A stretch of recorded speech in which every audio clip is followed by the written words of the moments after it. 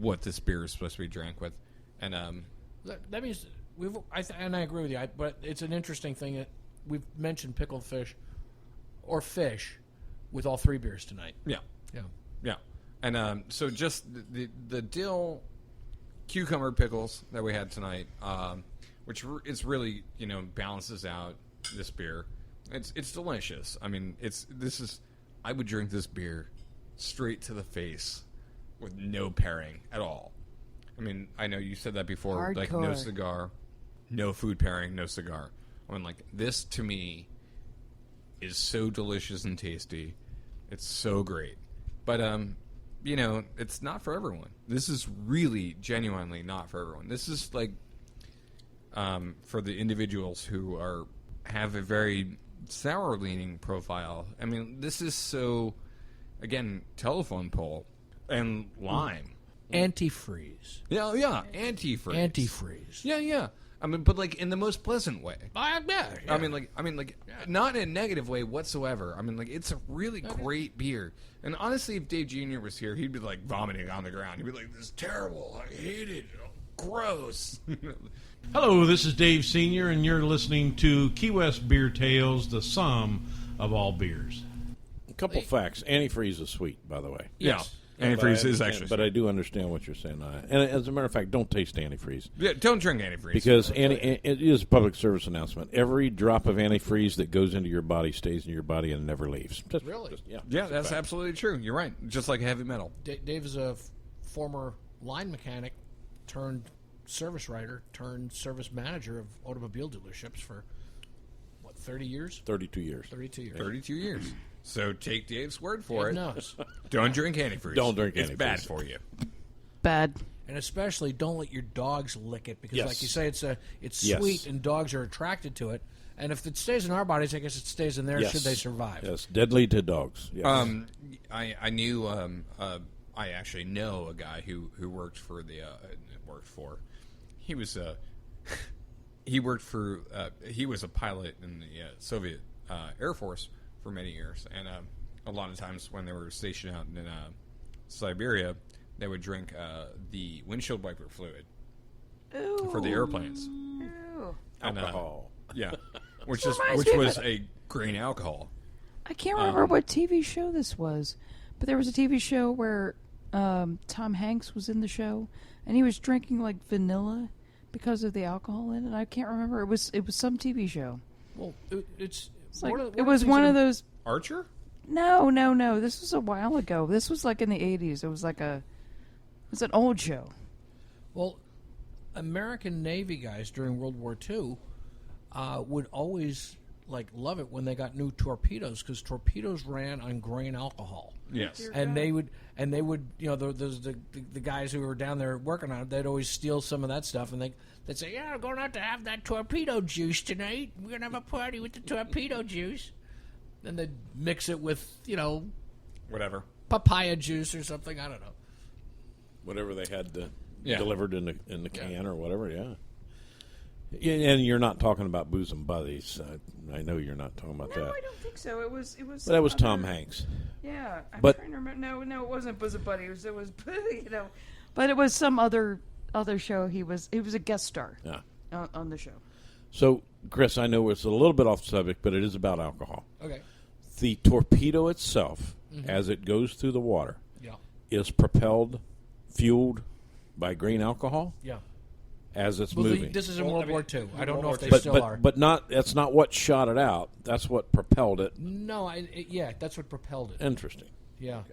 And I could be mistaken, Dave, but I think that the alcohol that had in it also had oxygen in it.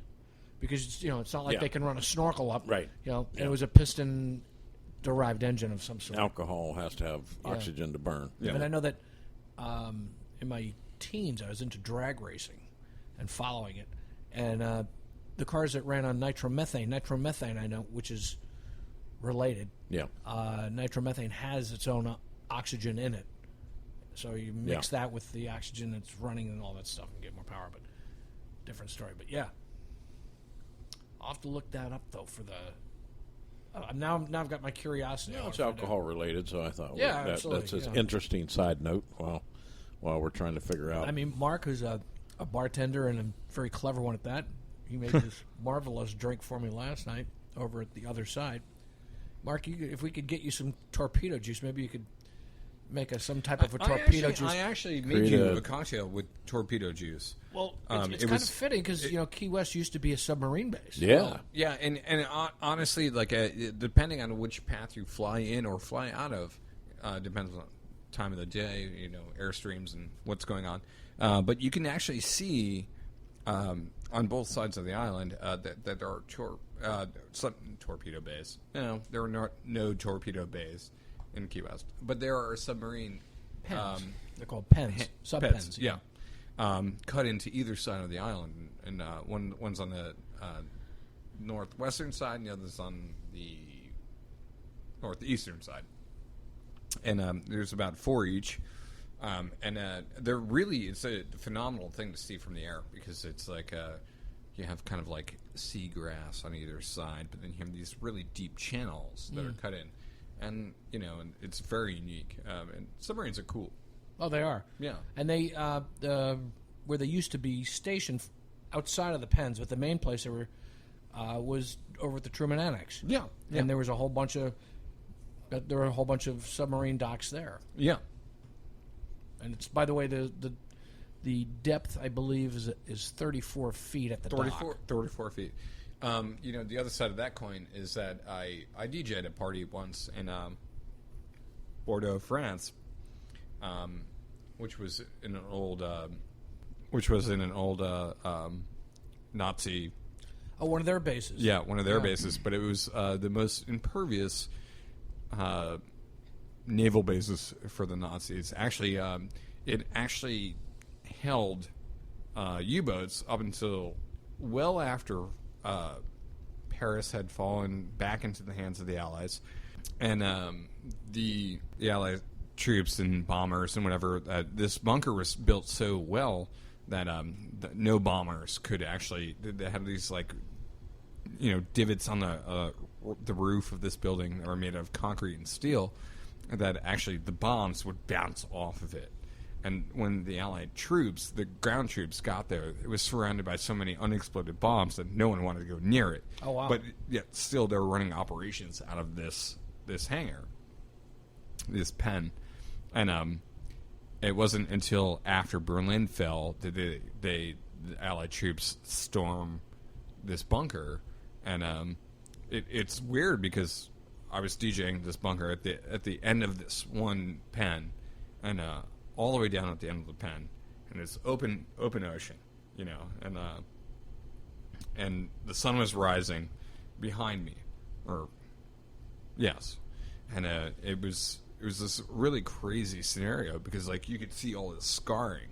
This is 65 years later, and all this scarring on the building, which was not obvious when it was dark out, and it's I'm DJing to these people and everyone's dancing and having a great time, and I'm looking back, and they're looking towards the sunrise, and I'm looking towards the scarring of this building and all these bullet holes and divots and little craters and all the bombs that went off. And later on, when I was leaving the building, there was doorways that were circular that were obviously at one point 90-degree angles.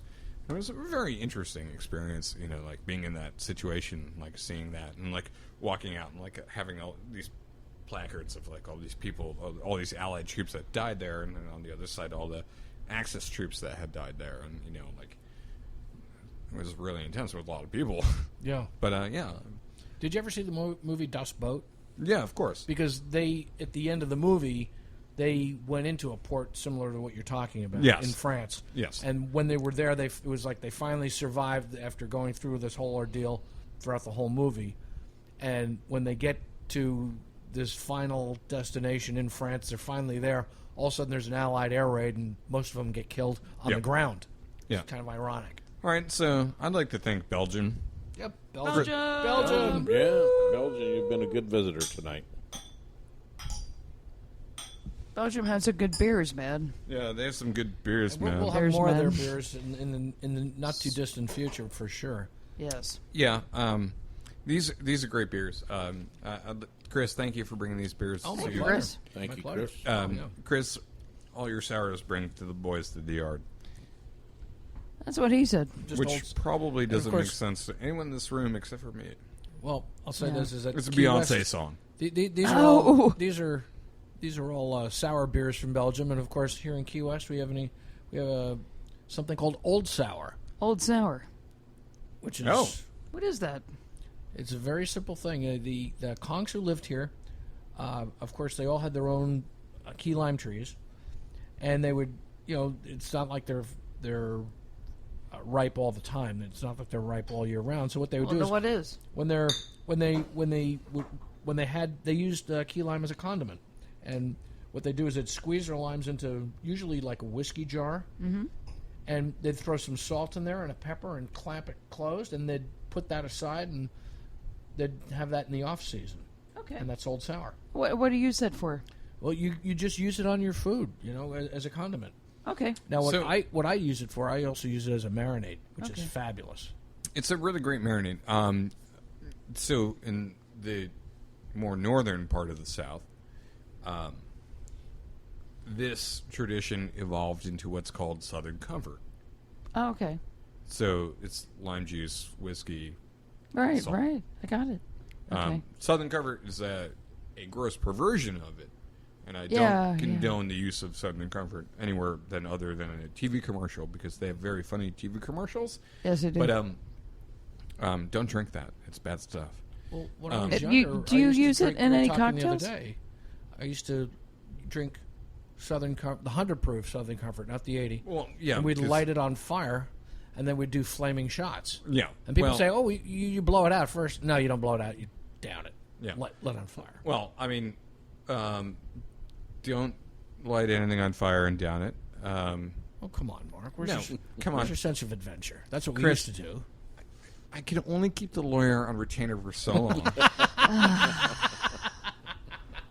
Are we going to have and- to have another meeting again? Oh God, yeah. That was Jeez. funny. I was telling Dave Sr. this the other day. I said, we used to do it all the time, and there was a point where I was 21 where I lit it on fire. I lifted up to do the shot. I put it back down, blew it out, and I said, I'd never do it ever again. There have been a couple of times since then where I said, I'll do that again. And I picked it up, got to that same point, blew it out, put it down. Nope, that's it. Yeah.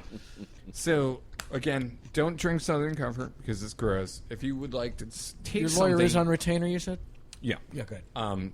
If Danny, you asked me if I would ever make a cocktail with Southern Comfort. Absolutely not. I would Okay. if I were to. You do don't. something- You don't even use it at all, really? No. Of course not. Oh, This jeez. is a gross perversion of alcohol.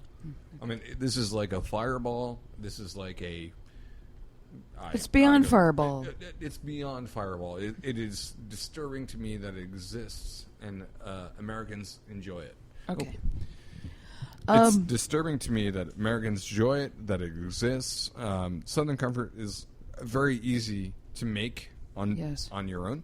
You get some whiskey, a little bit of lime juice, a little bit of sugar.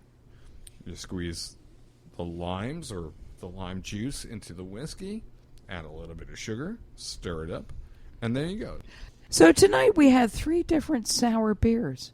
2 were Old Browns, and 1 was a aged pale aged ale. pale ale. And they're all ales. One was by The first one we had was by the brewery von Steenberger, okay, and the other 2 were by Petrus. Petrus, and 2 were Old Browns, and one was an aged pale. An aged pale ale. Yeah, and it was just quite interesting All sours. experience. All sours. Dave Sr. was not fond of the final one. No, absolutely not. Well, It's okay. he It's could okay. palate it. He could palate it after my pairing. Yeah, the pickles, Yeah. Yeah. the dill pickles. I honestly, I knew that he couldn't, and he wouldn't be able to handle it. that was a without great. that. That was a great catch. But Good no beer catch. was wasted in this No, demonstration. no beer He was drank all of wasted. his beer. The Yes. temple of beer is clean.